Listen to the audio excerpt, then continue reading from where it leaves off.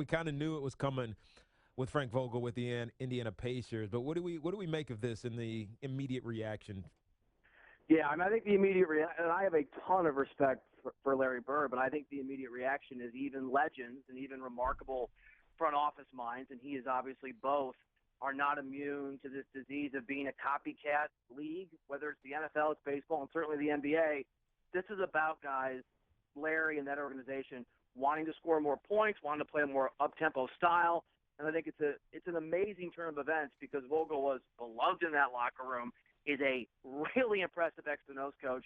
I would say a much better coach than, let's say, Scotty Brooks, who obviously just got a huge payday in Washington. We knew it was coming, but among NBA minds and people who sort of know who can coach and who can at that level, it's a bit of a head-scratcher.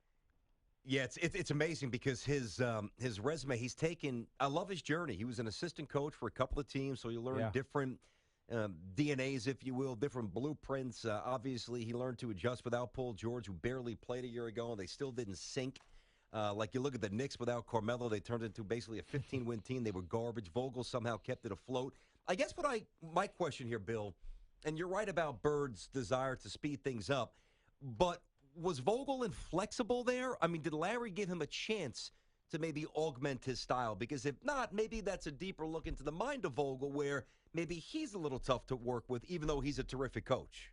Yeah, I think that's right. Look, there is no doubt that Vogel has, like most, not just coaches, great talent, always has a perspective and a view on how they want to do things, whether you run Facebook or you run the Pacers. And he was a defensive-minded guy, came up in the film rooms. A coach, Eric Spoelstra, once told me when Vogel was first sort of getting going, whether or not he was going to be a success, watch this guy. He knows the game as well as anybody. And I think Vogel believes that about himself. And you have to have some pride and some swagger and some ego.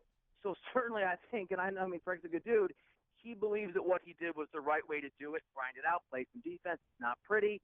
But I would also add, like, it's not that long ago that Paul George's career was supposed to be over.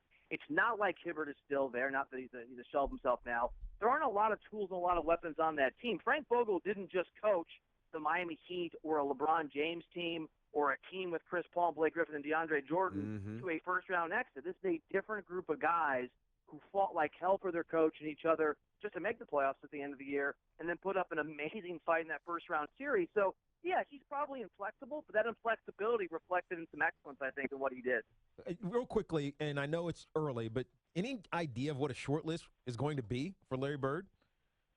Yeah, it's interesting because I heard you guys talking about it before I came on. Larry's not an easy guy to work for. He's a smart guy. He's a really talented guy. He's obviously got a huge basketball background. But it'll be interesting because I could throw the normal names at you, but some of those names may not want to play for Larry Bird, and Larry Bird may not want some of those guys to coach under him. What about Mark Jackson?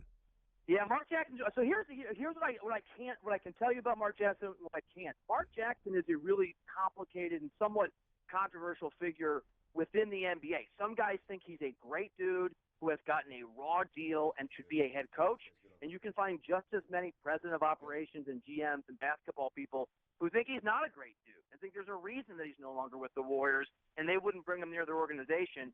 What does Larry think about Mark Jackson is the ultimate question to that. There's no doubt that Mark knows the game and connects with players. I don't know, guys, if that's going to be the fit for this team in large part because if you want to go up tempo and you want to be an offensive juggernaut, which is what Larry Bird wants, or at least to move the needle in that direction, I'm not sure Mark Jackson's the move. Interesting. Talking to Bill Reiter, CBS Sports NBA columnist, Tiki and Tierney. All right, so the Rockets, and you hear names like D'Antoni. I mean, give me a break. I mean, play. The recycling of coaches is maddening here. The Kings, we've heard a lot of names there. When it all shakes, and including the Knicks with Rambis, when it all shakes out, 2-3 weeks, whatever it is, who's coaching where? The openings right now. Well, here's what's interesting, and Bill Self's name has been floated for that Rockets job, Shaka Smart, and we just talked about this. It is a copycat league. I remember sitting down with Bill Self, I don't know, 5 or 6 years ago for a beer, talking about other coaches, not himself, but other coaches who wanted to make the jump from college to the NBA. And Self told me it's not going to happen right now. Like, you have to wait for one guy to sort of break through, and then you'll see more of my colleagues moving on. Brad Stevens, whether every guy out there in college is Brad Stevens or not, and by the way, they're not, has made such a difference in how people in the NBA perceive the ability of these guys to jump from what they see as basically AAA to the majors and succeed. The guys, I think it's hard to pin down because, and Bill Self has a really interesting contract to Kansas. I don't think he's ready to leave, but a Bill Self or a Shaka Smart or like Brad Stevens a few years ago, somebody we're not talking about could very well be in the mix. I do know Jeff Van Gundy wants to get back into coaching. He's going to have to find the right spot. I think Houston's an interesting fit for him if he decides he wants to make that move. But watch some of these college names, the ones that are being floated, and at least one source told me possibly some that aren't being floated in the mix and maybe changing the way things go down. No, I think you're right about that. We only got one more question here for you, Bill. When you look at the Western Conference presumptive champions, that's the Golden State Warriors, do they need to rush Steph back, or can this team get it done without him and just wait for when it really matters? I think they need to do the opposite of rush him. Like, I think they need to restrain the feeling and the desire to bring him back. Like, a few interesting stats for you. The Warriors this year had the 7th best defensive rating in the NBA, in large part because 15 to 22 games depended on the guys.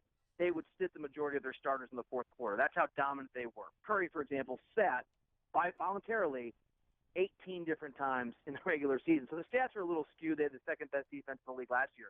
The last 3 games, the Warriors' defensive efficiency ratings below 100 would have been right there with what the Spurs did in the regular season.